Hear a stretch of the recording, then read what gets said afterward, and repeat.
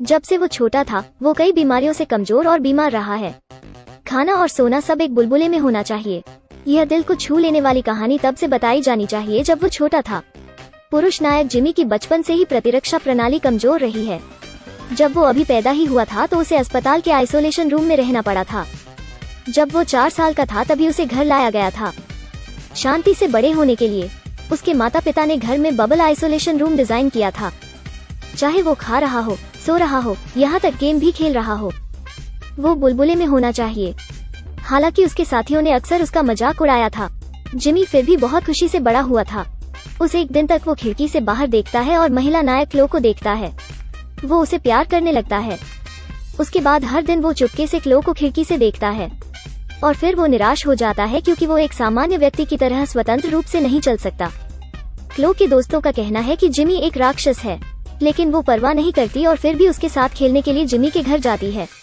घर में लगे पाइप के सहारे चलते हुए वो दूसरी मंजिल पर जाती है और जिमी को मिलती है। दोनों तब से सबसे अच्छे दोस्त बन गए हैं। अक्सर एक साथ गाते और नाचते हैं। उनका प्यार भी धीरे धीरे गहरा होता जाता है।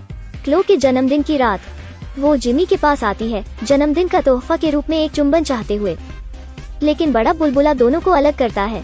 क्लो जिमी से दरवाजा खोलने के लिए विनती करती है, लेकिन जिमी को डर है कि बैक्टीरिया आक्रमण कर देंगे और उसे मार देंगे। क्योंकि दूसरे के अनुरोध को ठुकराने के बाद दोनों के बीच संबंध में धीरे धीरे दूरी आ जाती है। कुछ ही समय बाद क्लो को एक नया प्रेमी मिल जाता है। जिमी खिड़की से दोनों की अंतरंग हरकतों को देख सकते हैं। वो बेहद दुखी है, मानसिक रूप से थका हुआ। फिर क्लो उसे बताती है कि वो जल्द ही शादी कर रही है। वो उससे पूछती है कि वो इस बारे में क्या सोचता है, लेकिन जिमी निष्ठुरता से हुए क्लो को दूर भेज देता है। उसे पिछले सभी उपहार भी लौटाता है। क्लो बेहद दुखी है, केवल एक अलविदा उपहार छोड़ देती है और चली जाती है। क्लो के जाने के बाद जिमी दूसरे द्वारा दिए गए उपहार को खोलता है। यह आई लव यू शब्दों के साथ एक कांच का बॉल है। वो तुरंत चलोए की भावनाओं को समझता है, इसलिए वो शादी को रोकने के लिए 3 दिनों के भीतर लॉस एंजल्स जाने का फैसला करता है। वो खुद एक मिनी बॉल बनाता है।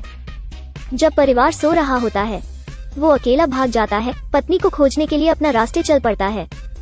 सबसे पहले जिमी टिकट खरीदने के लिए बस स्टॉप पर जाता है, लेकिन टिकट बेचने वाले को लगता है कि उसे मानसिक समस्या है, इसलिए उसने उसे टिकट देने से मना कर दिया। वो सड़क पर चलता है। बस की चपेट में आने की उसे कोई फिक्र नहीं है। यह देख वे कार से उतरकर उसकी ओर देखने लगे। जिमी अपनी कहानी सबको बताता है, इसलिए उन्होंने जिमी को अपने साथ जाने दिया। कार में सभी बहुत खुशी से गाते और नाचते हैं। वे जिमी को एक कल्पना की किताब भी देते हैं। देखने के बाद जिमी खुलकर कहते हैं कि वे अंधविश्वासी हैं। जैसा कि सोच था, उसे कार से बाहर फेंक दिया जाता है। वो समूह एक पवित्र अनुष्ठान में जाता है। प्रीस्ट के निर्देश के तहत उन्हें एहसास होता है कि जिमी वो चुना हुआ है जिसकी वे तलाश कर रहे हैं। सभी को बहुत अफसोस है। दूसरी ओर जिमी के माता पिता को पता चला है कि वो घर से भाग गया है। अल्पविराम जल्दी से पुलिस को बुलाते हैं, लेकिन पुलिस नहीं समझती, इसलिए वे अपने बेटे को खोजने के लिए केवल अपनी कार पर जा सकते हैं। थोड़ी देर बाद जिमी सड़क पर एक ड्राइवर से मिलता है। वो कार को ठीक करने में मदद करता है, बदले में वो उसे सवारी देता है। शहर में आने के बाद वो जिमी को बाहर घूमने के लिए बार में ले जाता है। वहाँ वे खूब मस्ती करते हैं। इस ड्राइवर को देखकर अभी भी मजा आता है। जिमी और अधिक समय बर्बाद नहीं करने का फैसला करता है। वो खुद ही भाग जाता है। अप्रत्याशित रूप से रास्ते में वो अपने माता पिता से मिलता है जो उसे ढूंढ रहे हैं। वे बहुत उत्साहित होते हैं कि उन्होंने गलती से उसे एक ट्रेन में फेंक दिया था। वहाँ उसकी मुलाकात राक्षसों के एक समूह से होती है। मंडली का नेता एक अत्यंत क्रूर व्यक्ति है। सभी कर्मचारी उसके द्वारा दबाए जाते हैं। जिमी मंडली के नेता को अपना उद्देश्य बताता है, लेकिन वो एक बुलबुला राक्षस कहकर उसका मजाक उड़ाता है। यह भी कहता है कि क्लो उसे कभी प्यार नहीं करेगी। जिमी क्रोधित हो जाता है और मंडली के नेता को आकाश में फेंक देता है। फिर वो एक रेस्तरां में जाता है।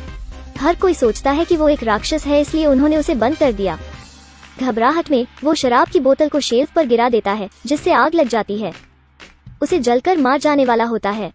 जब एक भारतीय महान भिक्षु प्रकट होते हैं और उसे बचाते हैं, उसे सवारी भी देते हैं। रास्ते में वे गलती से एक गाय को कुचलकर मार देते हैं। वो बहुत शर्मिंदा है, इसके लिए लगातार प्रार्थना करता है। तो जिमी अकेले ही अपने रास्ते पर चल पड़ता है। जिमी के माता पिता उसे ढूंढने के रास्ते पर हैं और मंडली के नेता फ्रीक से मिले। वो जिमी के बारे में जानकारी देता है। इसलिए वे रास्ते पर मंडली के नेता के साथ जाते हैं क्योंकि वो तेजी से पहुंचना चाहता है। जिमी एक टैक्सी किराए पर लेने वाला है, लेकिन वो $500 किराए का भुगतान नहीं कर सकता।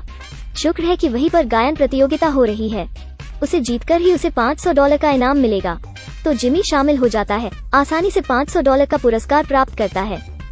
लेकिन जब वो कार पर चढ़ने वाला होता है तो वो पहले लोगों के समूह से मिलता है।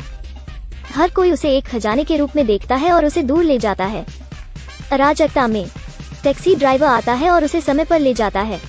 सड़क पर एक सुविधाजनक दुकान पर जिमी क्लो को बुलाता है, लेकिन क्लो के मंगेतर ने उसे उठा लिया। दूसरे का कहना है कि चलोए दया के भाव से ही उससे दोस्ती कर रही थी और उसे सलाह देता है कि अब और सपने न देखें। जब जिमी यह सुनता है तो वो बहुत दुखी होता है, अकेला बैठता है और ठीक उसी समय उसके माता पिता ने उसे ढूंढ लिया है। जब वे घर जाने ही वाले हैं, उसके पिता उसे बहुत दर्द से रोते हुए देखते हैं। इसलिए जब उनकी पत्नी का ध्यान नहीं है तो वो चुपके से उसे जाने देते हैं। महत्वपूर्ण क्षण में टैक्सी चालक उसे ले जाने के लिए विमान उड़ा देता है। शादी के आखिरी पड़ाव पर जिमी समय पर आता है, बुलबुला तोड़कर भावपूर्वक क्लो को चूम लेता है। फिर वो कोमा में चला जाता है। सबकी आंखों के सामने जिमी अचानक अपनी आंखें खोलता है। उसकी माँ उसे बताती है कि वास्तव में जब वो 4 साल का था तब से उसकी बीमारी ठीक हो गई थी। वे उसे बचाने के लिए उसे एक बुलबुले में बंद कर रखा था। जिमी अंत में क्लो को दूर ले जाने में सफल हो जाता है। कुछ समय बाद ही दोनों ने शादी कर ली है। सभी की बधाइयाँ और हंसी में जिमी को आखिरकार अपनी खुशी मिल ही जाती है। भले ही आपको उबलते पानी या आग का सामना करना पड़े, भले ही आपको तीक्ष्ण पहाड़ और आग के समुद्र को पार करना पड़े, बस हिम्मत से करो, प्रेमी निश्चित रूप से एक साथ होंगे। ठीक है, यही इस एपिसोड का कथानक है। मिल्क टी के लिए लाइक पर क्लिक करना न भूलें।